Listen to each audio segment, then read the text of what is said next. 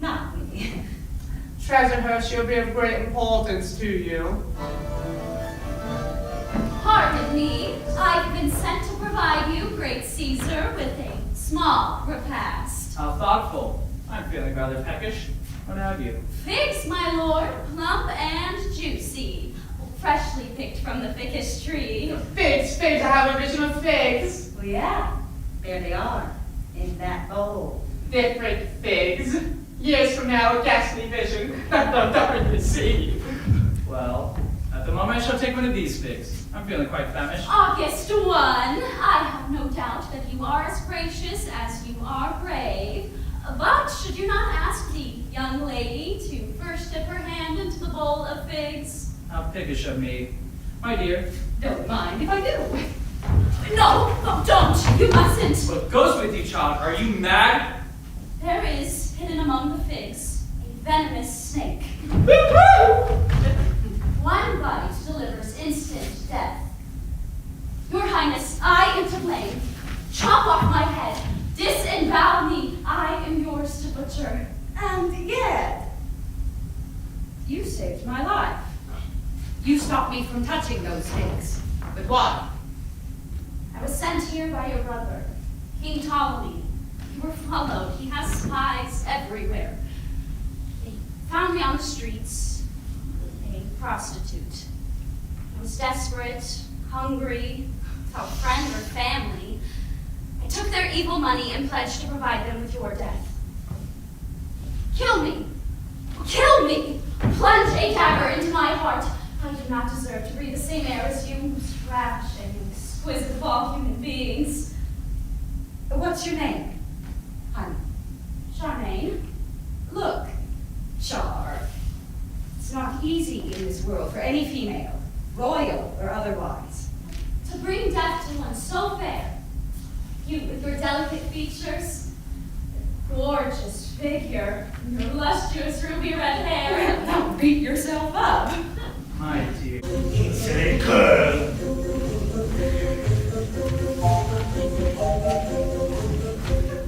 Is there something wrong? No. Yes. No. I'll be all right. I can't imagine any sight more pitiful than you there, alone, sitting on your satchel. Would you like something to drink on this sultry morning?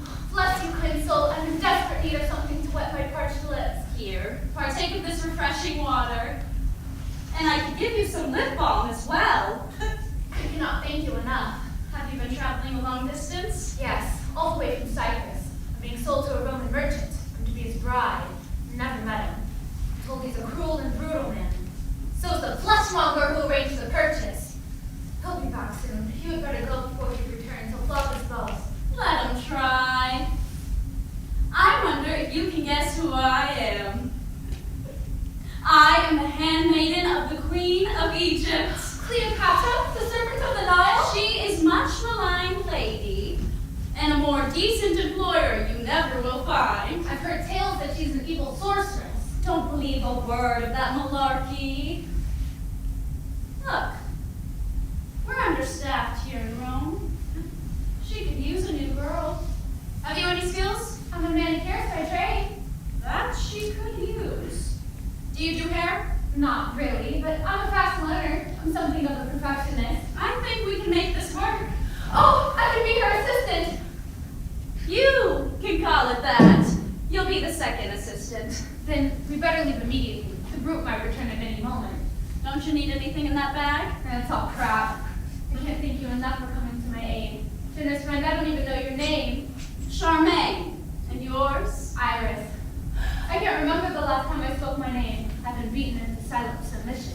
You have nothing to fear in the household of Queen Cleopatra, as long as you always speak the truth to her. I'm so shy. I doubt I'll ever utter a word in her presence. We had best not tarry. Let's make a run for it. Oh, I like this one. She makes me laugh. Charmaine, before I forget, did you send that papyrus scroll over to the pyramid architect? Those things take 90 years to build. I want to get it started. Your Majesty, please forgive me. I intended to, but I spent much of the day mending your But ser- Charmaine was so busy, I sent the scroll. I should have told you, Charmaine. Yes, you should have. Poor Iris. What does it matter?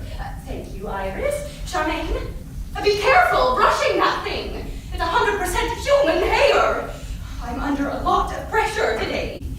When Caesar returns from the forum, I'm sure your highness will want to look her best. That's the general idea. I took the precaution of mending your ruby necklace. The queen won't be wearing her rubies tonight. No? No.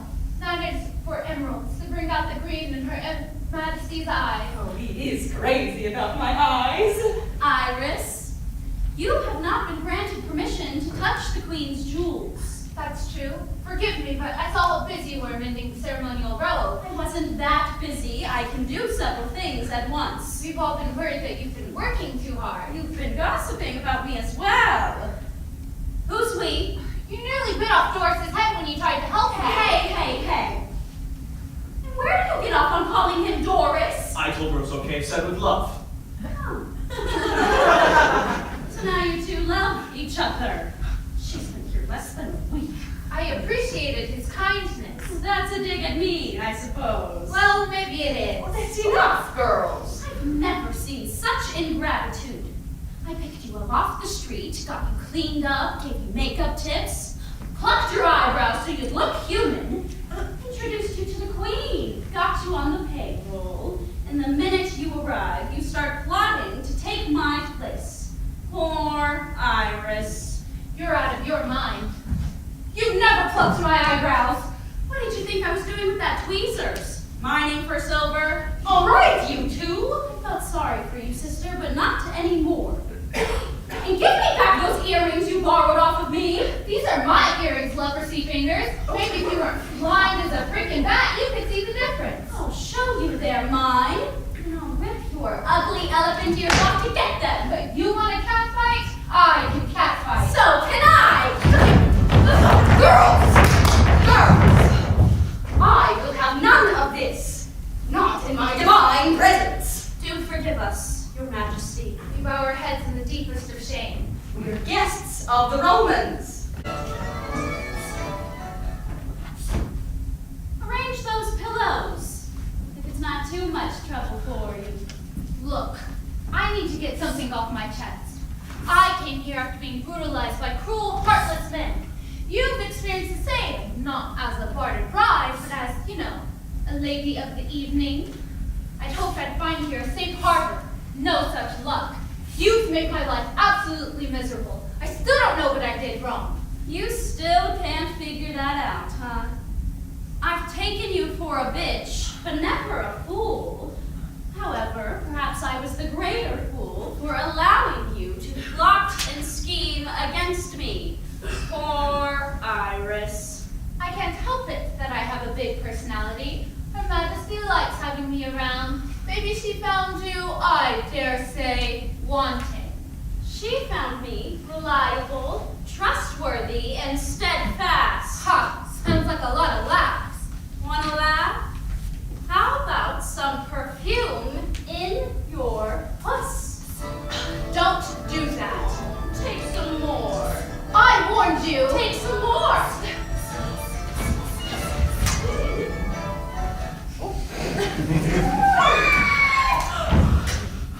What are we doing? That can't be us. Are we the same as those perverse women in Sodom and Gomorrah? The ones who play golf? That can't be us. They have thick, hairy ankles, and we darken our eyes with coal and stain our lips with berry juice. Have you ever kissed a girl? No, never. Have you? Not me, no. That's a lie. Years ago, I canoodled the high priestess with big knockers. It was a festival day and we'd been drinking. I wouldn't mind trying it again. Is that absolutely dreadful of me? Nothing about you could be dreadful.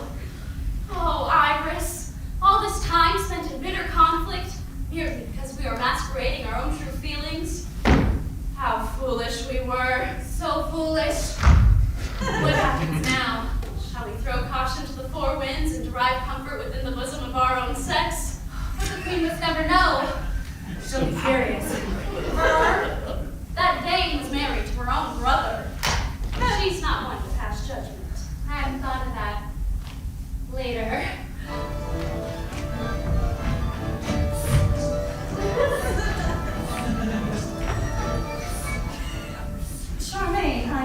you overdid it with the perfume. I smell something else in here. This dense, pungent aroma reminds me of a back room on the island of Lesbos. I can't imagine why. I'm told by the captain that we will soon be approaching Tarsus. Are we? And no plans yet for disembarking. Forgive me for being so bold, but I'm frightened. If this meeting with the Tribune Mark Antony does not go well, it means slavery for Egypt and death for you. Where are you to meet Mark Antony? I was told to meet him in the public square at noon. But mistress, that was 6 hours ago. Well, how about that? We silly women do spend endless hours fussing over our mackelage. Where does the time fly?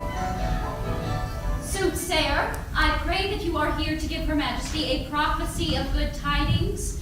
She has been so utterly miserable since Antony has returned to Rome.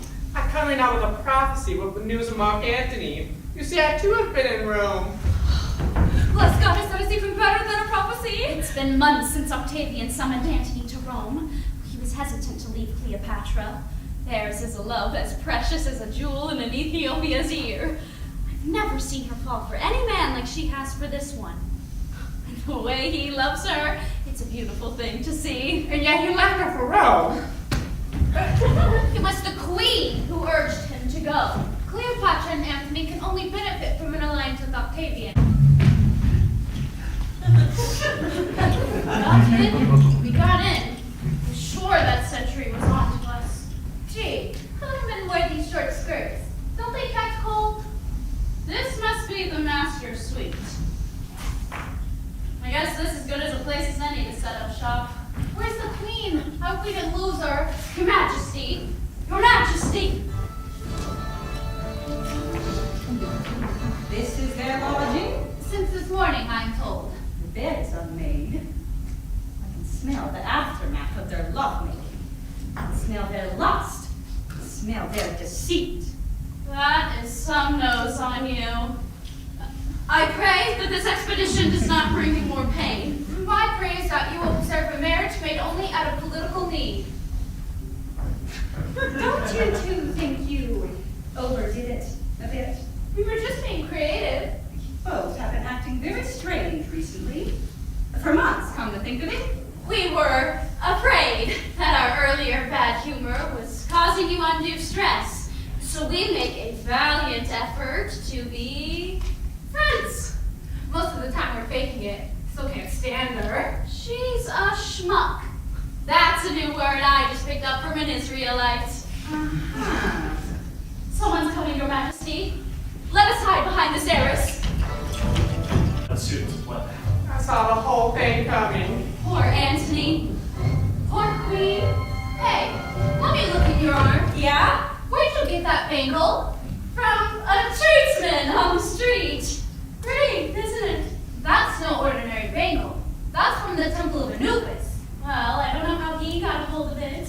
The only one in possession of that kind of bracelet is the temple's resident Vestal Virgin. If I recall, you and I met that virgin a week ago at the Luxor Baths. Where are you going with this? It's most improper to discuss anything of personal nature in this tragic moment. You saw her again, didn't you? And she gave you that bracelet. I forgot. I guess she did. She's a nice girl. Yeah, I bet she's real nice. Iris, let's not get into this in front of all these people. What's going on between you two? Nothing. Let her know that you've been cheating on me. You and your jealousy. The girl's a Vestal Virgin. That blonde had more things in her than King Tut's too. I've sacrificed everything for you.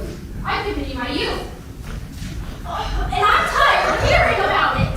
Take off that bracelet or I'll rip it off of you. Go ahead and try. Lesbians, please stop! So are you two like together? Yeah. Not condemn you for nature has made you this way.